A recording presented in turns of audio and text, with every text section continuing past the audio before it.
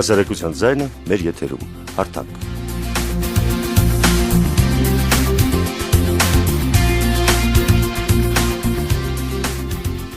Բարի օր, եթերում հարթակ հաղորդաշարն է։ Հասարակական կարծիքի ուսումնասիրման կենտրոնի հարթակի հերթական թեման երիտասարդներն են։ Այսօր Հայաստանում գրանցված են հարյուրավոր երիտասարդական հասարակական կազմակերպություններ, բուհերում գործում են ուսանողական մարմիններ, պետության մի քանի կառույցներ զբաղվում են երիտասարդության հիմնախնդրերով, սակայն երիտասարդության խնդիրները դեռևս բազմաթիվ են։ Ընտանիքից սկսած մինչև դպրոց եւ համալսարան, հասարակություն եւ պետություն չենք լուծել կրթված սերնդի բնականոն սերնդափոխության խնդիրը։ Մյուս կողմից էլ պետությունը երիտասարդ սերնդի համար արժանապատիվ կյանք ապահովելու գործընթացը դեռևս չի ավարտել։ Երիտասարդներին պետք է լինել լեցուկ, ոչ թե արգելք, ուսուցիչ, ոչ թե մրցակից, հասկացող եւ ոչ թե անտարբեր։ Թեմայի վերաբերյալ քիչ անց տաղավարում զրուցելու եմ իմ հյուրի, միջմշակութային ուսումնասիրությունների կենտրոնի փորձագետ Արեգ Թաթևոսյանի հետ։ Իսկ մինչ այդ լսենք ռեպորտաժը, տեսնենք թե ինչ են մտածում եւ առաջարկում երիտասարդները։ Երիտասարդությունը երկրի համար մեծ եւ հզոր արժեք է։ Երկրի զարգացումը կապվում է երիտասարդության հետ։ Մեր երիտասարդությանը բնութագրում է հասարակությունը։ Ապահովված չի, այդ ամենավատը, մենք էլ ուսանողներ ենք սովորում ենք, բայց չգիտենք ավարտելուց հետո ինչ կլինի։ Շատ լավ ուսանողներ ունենք տաղանդավոր խելացի, ուղղակի պետությունը պիտի նրանց ապահովի, որ ապահովված զգան, ավելի շահագրգռվեն, ավելի շատ աշխատեն։ Երիտասարդներ ունեմ տունը ու շատ լավն են, շատ ձգտում են առաջ, բայց ապագան չեն տեսնում։ Հետագա իրանց քայլերի վրա ապահովված չեն։ Ուզում են մնան, ուզում են ապրեն, ուզում են աշխատեն, բայց տատանվում են։ Լավն է, վատ երիտասարդություն չի, օրինակ մեր բակալենիային համեմատած կարամ ասեմ մի քիչ ավելի իրանց հետաքրքրություններ ուրիշ ձևի է։ Հիմի հայ տղան վախենում ամուսնանա, որտեղ ասում է ես իմ գլուխ չեմ կարում բայում, չկա աշխատատեղ։ Բնակարային հարցը ամենամեծ հարցն, ամենացավոտ հարցն է։ Ու շատ բաներ կան, որ այն ժամանակները կար այդ հնարավորությունները, բայց մի հայ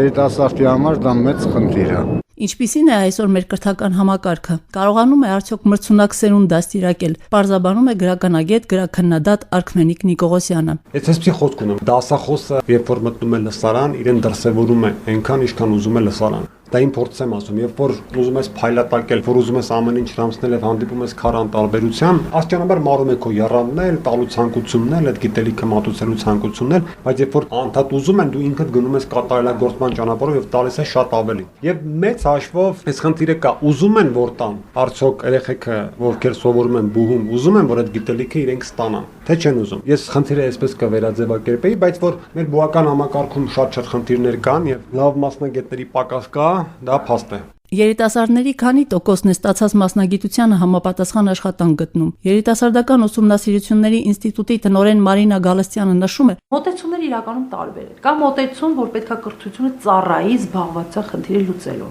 Մեր երկրի կարծիքով դա է հռչակել, որ մենք ուզում ենք կրթություն, որով կարող է երիտասարդը աշխատել։ Այս տեսանկյունից կրթության վիճակը կարելի ասել վատ է, որովհետև շատերը սովորում են մեկ այլ մասնագիտությամբ, աշխատում են մեկ այլ մասնագիտությամբ։ Սա խոսում է երկու բանի մասին, կամ երիտասարդը չի ստացել են գիտելիքը, որ իրան պետք էր աշխատելուց, կամ երիտասարդը չի ուզում աշխատել եւ կիրառել այն գիտելիքները, որ ստացել է, դրա համար իրան պետք է հավելյալ։ Երկու դեպքում էլ խնդիրներ կա, որին պետք է հասցեական լուծումներ տալ։ Հայաստանում երիտասարդության ոլորտը կարգավորող օրենք չունենք։ Օրենքի բացակայությունը անորոշ է դարձնում պետության անելիքը։ Հարցի վերաբերյալ Մարինա Գալստյանն ասում է. Եթե վերցնում եք այն հանգամանքը, որ իսկապես ինտեգրված է երիտասարդության մասնագետների տարբեր օրենքներով, ես չեմ կարծում օրենք ունենալ, չունենալն է կարևոր։ Իսկապես դեռ կարևոր է տարբեր գերատեսչությունների աշխատանքը։ Միգուցե օրենքի հետ խնդիրը լուծեր, բայց ես կարծում եմ նույն երեխաների պաշտպանության ոլորտից հետ կապված, այդ դեպքում մենք պետք է նաև երեխաների մասին օրենք ունենանք։ Երիտասարդության պետական քաղաքականության մասին հայեցակարգը սահմանում էր երիտասարդության քաղաքականության սուբյեկտը, ուղղությունը եւ գերակայությունը։ Այժմ երիտասարդական աշխատողը եւս երիտասարդական քաղաքականության սուբյեկտ սահմանվեց ու տրվեց նրա սահմանումը։ Մեկ կարևոր կոմպոնենտ, որը նաեւ հստակ մեր ինստիտուտի կողմից էլ եղավ առաջարկություն, դա գնահատման կոմպոնենտ ունենալ։ Այսինքն 15 տարի հետո կամ միջնաժամկետ կամ վերջնաժամկետ գնահատում անել։ Հայեցակարգը ինչքանով իր արժե դրված խնդիրները լուծեց։ Իսկ այն հզոր ռեսուրսը, որ արդեն կիրթ է ու բռնել է գիտության մեծ ուղին եւ լոկ սոցիալական խնդիր լուծելու նպատակով մեկնում է արտերկիր, ինչպես պահենք նրանց։ Արքմենիկ Նիկողոսյանի պատասխանը կոնկրետ է եւ հստակ։ վճարենք արժանապատիվ աշխատավարձեր, գոնե այնքան, որին իրենք արժանի են։ Ես մեր իշխանություններից պահանջում եմ ուղղակի անցկացնել մոնիտորինգ եւ այն մի բուր գիտնականներին, որ այսօր մնացել են Հայաստանում, ու հատկապես երիտասարդ գիտնականներին, փայել, վճարել նորմալ աշխատավարձ, այդ մարդիկ գնան նորմալ ապրեն։ Արժեքային ինչ ընկալում ունի հայ երիտասարդը։ Հրապարակախոս Ապրես Զոհրաբյանի կարծիքով շատ կարևոր է հասկանալ, թե կոնկրետ ինչ աշխարհայացքի ազդեցությունների տակ է գտնվում երիտասարդությունը։ Ապրես Զոհրաբյանը մի շատ կարևոր հատկությամբ է բնորոշում հայ երիտասարդին։ Ընդհանուր առմամբ մեր պետության մեջ երիտասարդությունը շատ կարևոր պատասխանատվություն է ստանձն է իր վրա։ Եթե առանձնացնենք այդ պատասխանատվություններից ամենակարևորագույնը, դա կարելի է համարել երկրի պաշտպանունակության ապահովումը, բանակը ի վերջո բաղկացած է երիտասարդներից 18-ից մինչև ասենք 20 տարեկան, եթե համարենք նաև այն կամավորական եւ սպայական կազմը, կարելի ասել, որ երկրի պաշտպանությունը հիմնականում երիտասարդների ուսերի վրա է դրված։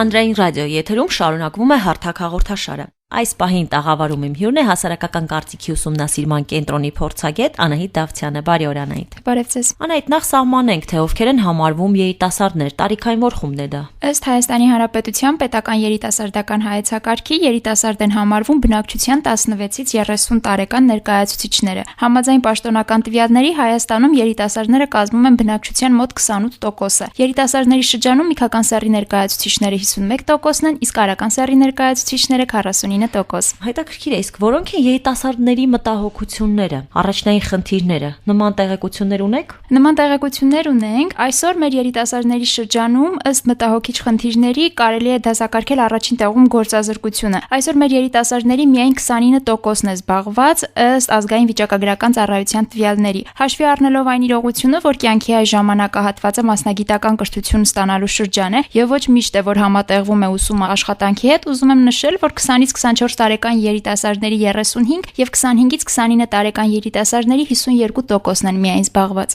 Անայդ, բայց արդյոք երիտասարդները աշխատում են հենց իրենց մասնագիտությամբ։ Թե արդյոք երիտասարդների աշխատանքը համապատասխանում է իրենց մասնագիտությանը, ըստ երիտասարդական ուսումնասիրությունների ինստիտուտի տվյալների, աշխատող երիտասարդների միայն 36%-ն է աշխատում իր մասնագիտությամբ։ 34% երիտասարդների զբաղվածությունը բացարձակապես չի համապատասխանում իր մասնագիտությանը։ Այսինքն, երբ երիտասարդը չի կարողանում աշխատանք գտնել իր մասնագիտությամբ, փորձում է այլ ոլորտներում։ Առաջին հերթին աղջիկների համար առևտրի ոլորտն է, տղաների դեպքում շինարարության ոլորտը։ Իսկ կարողացել եք պարզել այն հարցը, թե ինչ ուղիներով են նրանք փորձում աշխատանք գտնել, նման տեղեկատվություն ունեք, թե ոչ։ Երիտասարդները ամենահաճախը նշում են աշխատանքի հայտարարությունները եւ դիմում են ընկերներին, ծանոթներին, սակայն անկախ երիտասարդի զբաղվածության փաստից նրանց կարծիքով ավելի կարեւոր է խնամի ծանոթ բարեկամ ինստիտուտի առկայությունը։ Անայդ, իսկ արդյոք ունեք ուսումնասիրություններ այն մասին, թե ինչ դիրքորոշում ունեն երիտասարդները Հայաստանի վերաբերյալ։ Ինչ են նրանք մտածում, ճիշտ ուղով են գնում դեպի ապագան, թե ոչ, ունեն վստահություն Հայաստանի ապագայի նկատմամբ։ Ըստ տարբեր հետազոտությունների տվյալների երիտասարդների դիրքորոշումները Հայաստանի զարգացման ուղղության վերաբերյալ կիսված են։ Նրանց 51%-ը համարում է, որ Հայաստանն ընթանում է ճիշտ ուղղությամբ, մյուս մասը սխալ ուղղությամբ։ Առավել բացասական են դիրքորոշումները անհավասարության, աղքատության եւ զբաղվածության ոլորտներում տեղի ունեցող փոփոխությունների նկատմամբ։ Երիտասարդների մոտ կեսը համարում է, որ այդ ոլորտներում իրավիճակը վատթարանում է, իսկ 1/3-ը համարում են, որ մնում է անփոփոխ, ինչն էլ ավելի մեծ հավանականությամբ նշանակում է իրավիճակի բացասական գնահատական։ Նշված ոլորտների համեմատությամբ վստահության առավել բարձր մակարդակ ունի հայկական բանակը, սակայն այստեղ կա մեկ հակասություն։ Օրինակ, երիտասարդների 82%-ը համարում է, որ բանակում ծառայելը պետք է պարտադիր լինի առողջ հայ երիտասարդի համար, սակայն միայն նրանց 43%-ը կծառայեր բանակում, եթե դա պարտադիր չլիներ, ինչն էլ կարծում եմ մտածելու տեղիք է տալիս համապատասխան մարմիններին։ Իսկ արդյոք երիտասարդների կողմից իրավիճակի այս բացասական գնահատականը կարող ենք ասել, որ մղում է նրանց արտագաղթի։ Ինչ են նրանք մտածում այս մասին։ Արտագաղթի նկատմամբ հակվածությունները Հայաստանի երիտասարդության շրջանում շատ բարձր են, ընդ որում այդ հակվածություններն արդեն համակարգային բնույթ են կրում։ Դրանք մոտավորապես նույնպիսի բաշխում ունեն երիտասարդների տարբեր սոցիալ-ժողովրդագրական խմբերում։ Միայն ամուսնացած լինելու հանգամանքն է էականորեն նվազեցնում երիտասարդների ընդմիշտ մեկնելու հակումը։ Հնարավորության դեպքում Հայաստանը կլքեր հարցված երիտասարդների 37%-ը։ Ընդմիշտ մեկնելու դիրքորոշում ունեցողների թվից չմեկնելու հիմնական պատճառը ֆինանսական դժվարություններն են, այսինքն միայն ֆինանսական խոչընդոտն է ստիպում նրանց դեռևս մնալ երկրում։ Դե ինչ Անահիտ, տվյալներն իհարկե այնքան էլ հուսադրող չեն եւ ցավալի է, որ մեր երիտասարդությունը նման կարծիք է, բայց հուսանք հաջորդ անգամ մեր հանդիպման ժամանակ դրանք ավելի հուսադրող կլինեն։ Շնորհակալ ենք ինֆորմացիան տրամադրելու համար, իսկ մենք շարունակում ենք։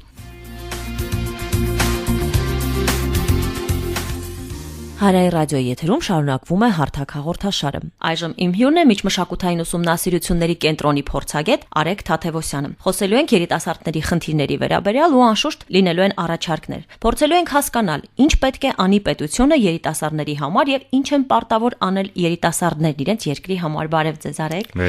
Ձեր բնորոշմամբ ինչպիսի երիտասարդություն ունենք այսօր։ Գերազանց։ Շատ հաճելի։ Իրականում շատ կարևորում եմ հենց այս հարցի պատասխանը, միգուցե մնացածները այդքան կարևոր չէ, ինչքան այ հենց այս հարցի պատասխանը, որովհետև վիրուսներ են տարածվում մեր հասարակական գիտակցություն, վայ մեր երիտասարդությունը չի մասնակցում, ապաթիայի մեջ է, ոչի բան չի անում, լիքը մենք ունենք բացասական տենդենս են, չեմ ուզում ասեմ Հայաստան դրախտ է տեսանկյունից, բայց քանի որ բախտավիճակվել ինձ ուսումնասիրել համեմատական տեսանկյունից, ասենք օրինակ մեր ռեգիոնի երկրները եւ Հայաստանի վիճակը, ենթադրենք եվրոպական երկրները եւ Հայաստանի վիճակը, ես նաեւ մեծ ուսումնասիրություն այցելություն անկանում ասիական տարբեր երկրներ, Հնդկաստան, Շրի Լանկա, Նեպալ, ու ասենք այնտեղի վիճակը ու Հայաստանի վիճակը համեմատության մեջ այդ լեգենդները իջիկ են դառնում։ Այսինքն դու իսկապես տեսնում ես, որ մենք շատ լուրջ պոտենցիալով երիտասարդություն ունենք, որը ուզում է իր հայրենիքի համար ինչ-որ բան անի, որը ուզում է իր համար եւ իր մոտիկների համար շատ լավ կյանք ստեղծի, ու դա շատ կարևոր է ի սկզբանե արժևորել։ Այդ կետից եթե մենք շարժվենք, տեղ կհասնենք։ Եթե սկսենք բացական խնդիրների քննարկումից, կարող է հասնենք այնտեղ, որտեղ չենք ուզում հասնենք։ Ես էլ եմ շատ կարևորում, շատ հաճելի է լսել նման պատասխան ձեզնից, որտեղ իրականում հենց երիտասարդությունն է մեր երկրի ապագան։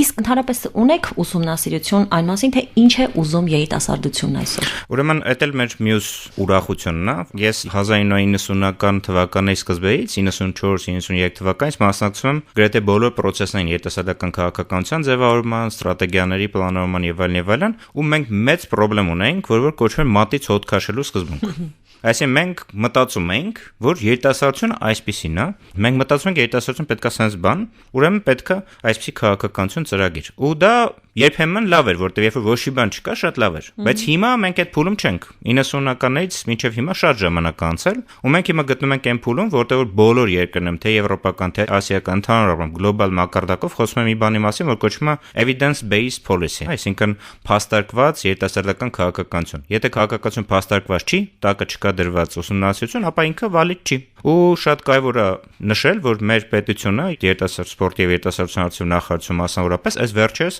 լուրջ քայլեր այս նաեւ UNDP-ի աջակցությամբ, տարբեր միջազգային կառույցների համագործակցությամբ, որ ստեղծեն հարթակներ, որ ուսումնասիրի վիճակը։ Մեծ ուսումնասիրություն արվեց UNDP-ի նախարարություն համատեղ երիտասարդությունների սպասումների Youth Aspirations Report-ը, այսպես կոչված, թե ինչ են սպասում, ինչ վիճակում են եւ այլն։ Դա դրվեց մի կողմ։ Դրան զուգահեռ նախարարությունը երկրորդ հրատարակությունը լույս են ծայրեց մի քանի մասերով երիտասարդական զեկույցի, այսպես կոչված Հայաստանի։ Վերջին 2 տարիների ընթացքում հիմնադրվեց երիտասարդական ուսումնասիրություն ինստիտուտ, որ միայն եւ միայն զբաղվում է երիտասարդության հարցերի ուսումնասիրությամբ։ Ես մասամբ եմ մասնակցում այդ աշխատանքներին, այսինքն բոլորը չի այդ ուսումնասիրությունը, որ ես լրիվ տիրապետում եմ, բայց մի բան հստակ կարող եմ ասել, որ այսօր մենք արդեն ռեալիստական շանսեր ունենք իրատեսական գնահատականներ տալու, ֆիքսելու հենց այն կետերը, որտեղ որ ինտերվենցիան պետք է պետության, թե հասարակության, թե միջազգային դոնորական համայնքի, ու այդ բազան արդեն հիմա ունենք։ Իսկ ինչ արժե համակարգի կրող է այսօրվա մեր երիտասարդությունը, առաջնային նրանց համար ժամանցն է, լավ կյանքը, թե հարկ եղած պահի նաև հայրենիքի համար ոտքի կանգնելը։ Երկու մասի բաժան պատասխանած, որովհետև հայրենիքի համար ոտքի կանգնելու հարցին առանձին կոզամանդրել, որտեղ ինքը կարևոր հարց է մանանդ մեր գեղեցիկ աշխարհակական իրավիճակում։ Սկզբից անդրադառնամ, թե ինչն ավելի շատ արժևորում։ Երիտասարդական սպասումների զեկույցը ինքը անդրադառնում է այդ հարցին, ու պետք է ասեմ, որ առաջին տեղում ինչն արժևորում, ինչն է կարևոր ինձ համար ընտանիքն է։ Ընտանիք, ընտանիքի ստեղծում, ընտանիքի պահպանում, զարգացում եւ այլն եւ այլն։ Շատ հետաքրքիր ու շատ հաճելի է տեսնել, որ առաջին տեղում ընտանիքն է։ Երկրորդ տեղում գալիս է աշխատանքը, երրորդ տեղում գալիս է կրթությունը, բնակարան եւ այլն եւ այլն եւ այլն։ Այսինքն մարդիկ կարողանան ստեղծել առողջ ընտանիք, կարողանան այդ ընտանիքը պահպանել, կրթվեն, զարգանան, ունենան արժանավայել աշխատանք, կարողանան իրենց երեխաներին եւ իրենց պահպանել։ Իսկ հայրենիքի մասին դեռ չեք ուզում խոսել։ Կար հետագա կետերում։ Հայրենիքի մասին անպայման ուզում եմ խոսեմ։ Շատ հետաքրքիր թվեր կային հայ առաքելական ընկերությունների բանակի նկատմամբ վստահության վերաբերյալ։ Երբ որ հարցնում են, ասենք, բանակին ծառայել կուզենան թե չէ եւ այլն, այնտեղ թվերը բավականին մեծ են մարդկանց, ովքեր չեն ուզում ծառայել, բայց բացատրում են ինչի։ Չեն ասում, որովհետեւ այդ իմ համար պետք չի, որովհետեւ չեմ ուզում ընտանիքը։ Պարզապես էլի նույն հիստերիայի հետ է կապված, այսինքն բանակում վատ վիճակ կա, մարդկանց սպանում են, ծեծում են եւ այլն։ Այսինքն ես որևէ ձևի չեմ ուզում դեմ խոսեմ այնան, որ պետքա այդ աղետալի process-ները ընդհատվեն ու ամեն ինչ պետքա անի մեր պաշտպանության նախարարությունը, որ այդ process-ները ընդհատվեն։ Այսինքն բանակը պետքա լինի տեղ, որտեղ մարդիկ զարգանում են, ոչ թե գնում են ավելի դեգրադացվելու համար։ Ու շատ հետաքրքիր է համեմատել թվերը այն մարդկանց, ովքեր ասենք ասում են ուզում եք դուք ծառայեք թե չէ, որոնք մի քիչ ավելի փոքր են։ Ու այնան թե որ հարցնում են ասենք թե տղան են, թե աղջիկն են, կուզենեք ձեր եղբայրը կամ ընկերը գնար ծառայեր։ Շատ մեծ թվեր։ Հետաքրքիր է, այսինքն երբ որ ասում ես դուք, իրանք միանգամից sense պանիկայի մեջ են ընկնում, վայ, չէ երևի, հա։ Ու երբ որ ասում ես ինչի համար պետքա ինքը գնա, որտեղ հսկա թվեր են։ Աղջիկների պարագայում 71%, ասում են պետքա գնա ու ծառայի, որովհետև դա մեր հայրենիքի պաշտպանությունը շատ կարևոր է, որտեղ տղամարդու համար շատ կարևոր է կայանալը որպես տղամարդ, որ ցավոք համատարած ամբողջ աշխարհով մեկ իջնում է, հա, այդ խնդիրը, այսինքն որպես այսին շատ բավականին պրոբլեմատիկ վիճակները եւ այլն, հա, այսինքն իրենք հստակ իրենց փաստարկներն են, շատ լավ հասկանում են ինչի դա պետքա լինի։ Ու դրա կողքին նաև մեծ թվեր կան վստահության վերաբերյալ 90-ից 93% վստահություն թե բանակի, թե եկեղեցու նկատմամբ։ Այսինքն խոսքը հայրենասիրության պակասի մասին չէ։ Բացարձակ խոսքը նրա մասին չի, որ մարդիկ չեն հասկանում դրա կարևորությունը, խոսքը նրա մասին չի, որ ասենք չեն ուզում իրենք եւ իր բարեկամները որ դա անեն։ Խոսքը պարզապես նրա մասին է, որ մարդիկ անվտանգության զգացում որպես այդպեսին չեն զգում սիստեմայի վերաբերյալ, որը որ իմ կարծիքով մեծամասամբ գալիս է նաև այդ PR-ային անընդհատ գնացող նեգատիվից։ Պաշտպանության նախարարությունը դի լավ մտածի մի հատ իր PR-ի քաղաքականության մասին։ Այսինքն հսկա PR կա, սև PR, այսինքն թե ինչ վատ անդեղ եւ այլն, որ լինում է, էլի եմ ուզում ասեմ, չեմ ուզում ասեմ, չի լինում, դա դրախտ է, հա։ Միայն պաշտպանության նախարարության կողմից չէ այդ վատ PR-ը տարածվում։ Անշուշտ, չէ, պաշտպանության նախարարությունը պետք է նաև ընդունի ինչ որ բաներ, որ իսկապես եղել են, համապատասխան լուծումներ տա այդ խնդիրների լուծմանը, որովհետեւ տեսնեն մարդիկ, որ եթե նույնիսկ նման բաներ լինում են, ապա adekvat պատասխան է լինում, պաշտպանության նախարարությունը տերը կանգնում է հարցին։ Այսինքն եթե դա անընդհատ ուղեկցվի նաև ԶԼՄ-ով լուսաբանում, իմ կարծիքով այդ խնդիր շատ հեշտ կլուծի։ Արեք, առաջարկում եմ մի փոքր խոսենք երիտասարդության կրթության մասին։ Մեծամասնությունը ավելի շուտ սովորում է, քան կրթվում։ Հաճախ վարդավորվում են եւ իրենց անզոր են համարում դրական փոփոխություն կատարելու համար։ Անորակ կրթությունը դեգրադացիայի արդյոք չի տանում։ Այստեղ ո՞րն է պետության դերը։ Անորակ որևէ process, որին որ մարդը մասնակցում է 10-ից ավել տարի, տանում է դեգրադացիայի։ Ինչի ուզում է մասնակցի, պատկերացեք 10 տարի, 12 տարի դպրոցում, հետո մի 5 տարի էլ ինչ որ բուհում, հետո մի եկավ մի 3 տարի ասենք չէ ասպիրանտուրա եմ, այսինքն մարդը ինչ որ հսկայական ժամանակ իր կյանքի անորակ ինչ որ process եթե մասնակցի, բնականաբար դա կտանի դեգրադացիա չէ, ավելի վատ բաներ, առողջական, ֆիզիկական, առողջական խնդիրների է կտանի։ Բայց այստեղ էլի ես չեմ ուզում միանամ այն խորին, որ ասում է ինչ վատն է մեր կրթական համակարգը։ Կրթական համակարգը Հայաստանի չի որ խնդիր ունի։ Ընդհանուր առմամբ հետ ինդուստրիալ ժամանակաշրջանի կրթական համակարգը, որ մենք ժառանգել ենք ինդուստրիալ շրջանից, ինքը մի քիչ ուրիշ սիստեմա է, ուրիշ տիպի մարդ էր պատրաստում։ Հիմա իր անցումային շրջանում է դեպի այլ կրթական համակարգ։ Ու այդ շրջանում անհնար է սпасել, որ ասենք գլուխներ չեն թռնելու, զոհեր չեն ունելու եւ այլն։ Նախ պետքա հասկանալ դա, բայց երկրորդը իհարկե պետքա լրջագույնս մտածել այն մեծ ճեղքվածքի միջև, որ գոյություն ունի, չեմ ասի նույնիսկ կրթական համակարգի ու աշխատաշուկայի միջև, կրթական համակարգի եւ իրականության միջև, ընդհանուր առմամբ, որտեվ իմ կարծիքով հիմա էլի մյուս տենդենցիան է կա, որ անդադ տանում են, որ կրթական համակարգը պետքա ծառայի աշխատաշուկային, հա, այսինքն ինչ որ ուզում է աշխատաշուկան, ինքը այդ պետքա տա։ Իմ կարծիքով, եթե մենք ուզենք մրցունակ պետություն ունենանք, եթե մենք ուզում ենք երիտասարդություն ունենանք, որ կարող է դրոշակը վերցնի ու ասի, ելը մի հատ դու Ռուսաստան, Ամերիկա, բան մի հատ հետևից եկեք, ոչ թե ես հետից վազեմ, սեն շնչակտով, վայ, չեմ հասնում արել շնչակտարում հետ։ Եթե մենք դա ուզում ենք ունենանք, ապա մենք պետք է ունենանք կրթական համակարգ, որ մարդը պատրաստում նոր տիպի։ Սկզբից մարդ, հետո նոր տիպի։ Ինչ տիպի մարդ ենք մենք ուզում ունենանք։ Ուզում ենք, որ մեր կրթական համակարգը ավելի մարդկային մարդ տա իր product-ում, քան թե այն ինչ որ այն սուբստրատը, որ եկել է մտել է իր մեջ։ Երկրորդը որն են այն խարակտերիստիկաները այդ նոր տիպաժի, որ մենք ուզում ենք ունենանք, որ կրթական համակարգը պետքա տա։ Ոստեղ մեծ մի հատ դաշտ կա ուսումնասիրությունների, քննարկումների, մենք շատ լավ մասնագետներ ունենք, եթե այդ ամեն ինչը իմի բերվի, մենք կարող ենք ձևակերպենք, որն է լինելու այդ նոր ուղղությունները, որպես այդպեսին։ Իսկ ո՞րն է այստեղ պետության դերը մեր։ Պետությունը պետք է դուրս գա այդ ռիգիդ իր վիճակից, ռեֆորմներ են կանում, հա, Բոլոնիայի process, հա։ Ինքը կարող է լավ բան է, կարող վատ բան է, ես եմ մասնակից չեմ այդ ոլորտում, հա, բայց կուզենայի, որ գոնե այն մարդիկ, ովքեր դրանց զբաղվում են, իմանան թե ինչ է։ Մի հատ նախ եւ առաջ պետք է հասկանալ, թե դրա ինչի մասին ենք խոսում այդ ռեֆորմները։ Երկրորդը, ամեն մեկը իր թփի տակ, իր ծառի տակ, իր տանը եւ այլն նստած ճգնավորի վիճակներում գլուխը sense բռնած մտածում է կրթական համակարգի մասին ու լիքը պայծառ ուղիներ կան այդ վիճակում։ Որ իրենց մտքերը արդեն ունեն, բայց իրանք կարծում են իրանք միայնակ են, իրանք ոչ մեկին պետք չեն, պետությանը պետք չեն, այն մյուսները չկան, պարզապես ուրիշ մարդ չկա, մենակ ինքն է, որ sense նստած մտածում է կրթական համակարգի մասին։ Այ այդտեղ է պետության դերը։ Ինքը պետք է մի քիչ վազն անցնի այդ արհեստական ռեֆորմայի process-ից,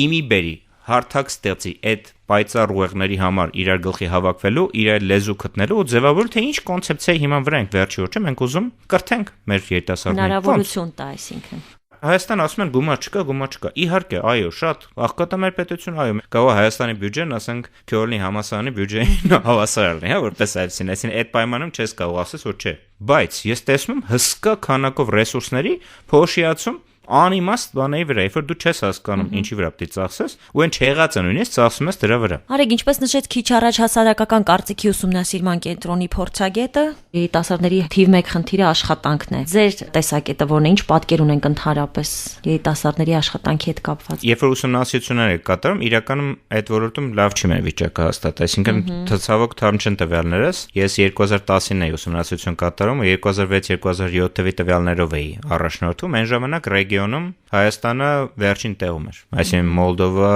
Ռուսաստան, Վրաստան, Ադրբեջան, Բելարուս, Ուկրաինա այդ յոթնյակում Հայաստանը բավականին վատ տեղում էր, կարելի ասել, հա, կարծեմ եթե չեմ սխալվում, հենց առաջին վատագույն տեղում էր, հա, որպես այդպեսին, ու ասենք, այդտեղ մենք չենք կարող շատ բան անել, բայց պետք է հասկանանք, որ նաև այս երկրի տնտեսական վիճակներից է, այսինքն երևի ոչ մեկը այդ պետություններից, որոնք որ նշեցի, այն վիճակում չեն, որտեղ որ Հայաստանն է, բայց դա չի նշանակում, որ հանգստանանք, ասենք ինչ լավ է, այսինքն sense վատ վիճակում ենք, ուրեմն բնական է, տենց էլ դինի, ոչ։ Այդ վատ պայմաններում, եթե դու կարողանաս լավ քաղաքականության միջոցով, լավ աջակցության մեխանիզմի միջոցով ստեղծես պայմաններ, այդ ժամանակ քո տված այդտեղ այդ անապատի վրա ծլած սերմը ինքը մի հատ ինչ որ հետաքրքիր նոր մուտանտ պրոդուկտ է տալիս, որ կարող է իր խոսքը ասի միջազգային շուկայում նաև, հա։ Իսկ արդյոք եղել են երիտասարդների զբաղվածության խնդիրը լուծելու համար կոնկրետ առաջարկներ կամ նախաձեռնություններ։ Չեմ ուզում ասեմ, որ չեն եղել, ես գոնե տեղյակ չեմ։ Միգուցե եղել են։ Հիմա գիտեմ, որ հենց հիմա նախաձեռնություն կա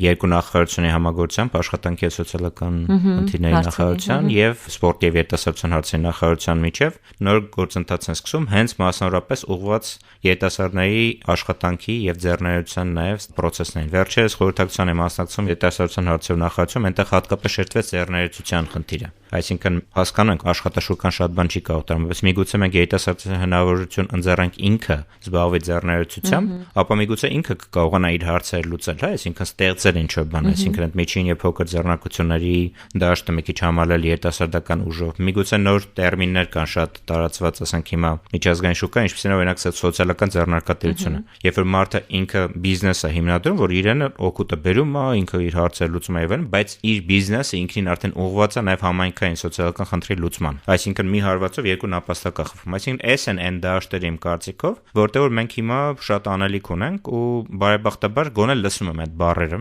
այսինքն պետական մեր այրերից։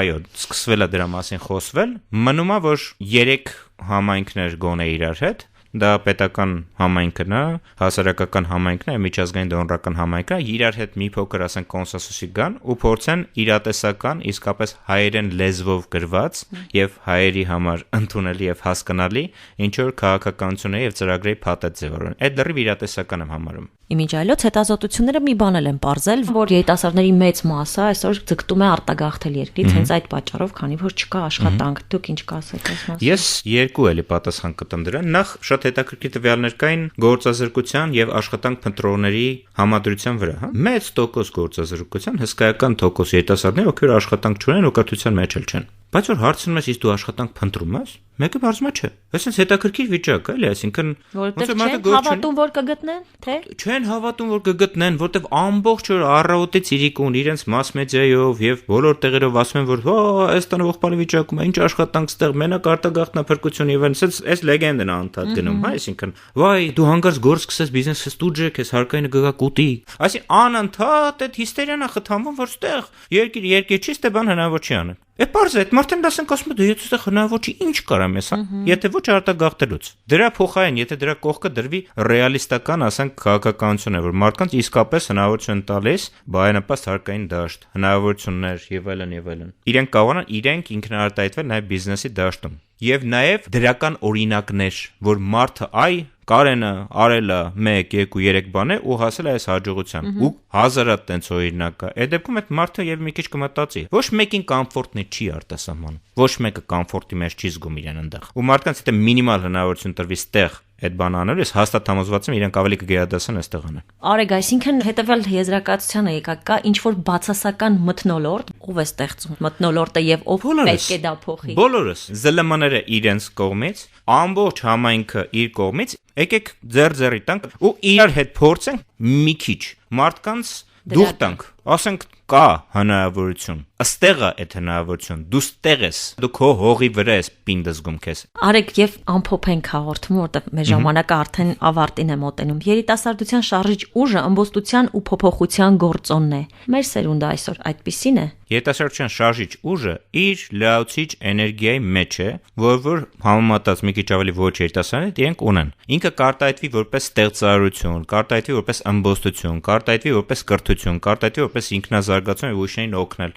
Ոնց կարտահայտվի, այդ ուրիշ բան է։ Ու ես չեմ ասի, որ երիտասարդության ուժը դա իր ըմբոստության մեջ է։ Ում դեմ ենք ըմբոստանում, ինչի ենք ըմբոստանում, ես դեմ չեմ, լիքը բացական ելույթներ կա, որոնց դեմ պետքա ըմբոստանալ, այո, բայց արդյոք դա է միակ կանալը, որ այդ լրացուցիչ էներգիան, որ երիտասարդությունը ունի, պետքա ուղղվի։ Հիմա կարծում եմ, որ այո, միայն դա է։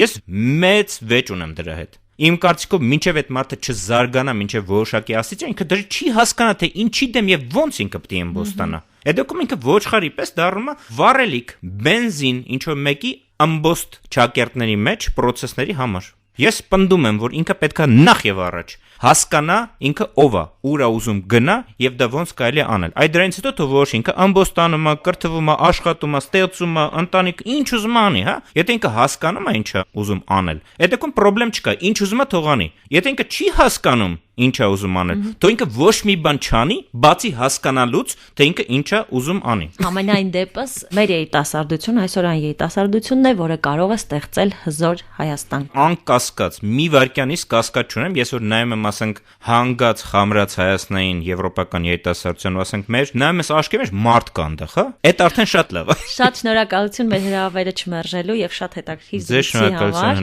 Ռադիո լսողներին հիշեցնեմ, որ մեր հյուրն է միջմշակութային ուսումնասիրությունների կենտրոնի փորձագետ Արեգ Թաթևոսյանը։ Երիտասարդության բարիքը ուժն ու գեղեցկությունն են։ Ուստի յուրաքանչյուրի որոշելիքն է, ինչպես օգտվել իր ունեցած ամենամեծ հնարավորությունից։ Յուրաքանչյուրս ենք ընտրում մեր կյանքի ուղին։ Արժանի սերունդներն արարում ու ապրում են արժանապատիվ։ Ավարտվեց հարթակի հերթական հաղորդումը։ Մենք կհանդիպենք ինչպես միշտ հաջորդ շաբաթ օրը ժամը 13-ին։ Ձեզ հետաքրքրող հարցերը դուք կարող եք գրել մեր Facebook-յան էջին։ Եվ հիշեք, մենք կարևորում ենք յուրաքանչյուրի կարծիքը։ Ցտեսություն։